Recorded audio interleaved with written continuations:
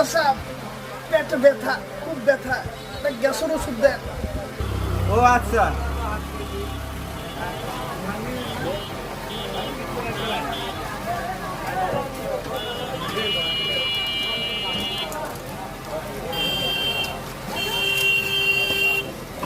এই নেন।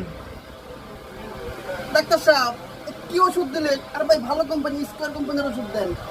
সমস্যা নেই ও ভাই, সমস্যা নেই, ওষুধ তো একই, শুধু কোম্পানি আলাদা। ও আচ্ছা, টাকাটা নেন ভাই। ও ভাই, এ তো পাকিস্তানি টাকা, এটা ফেরত দেন।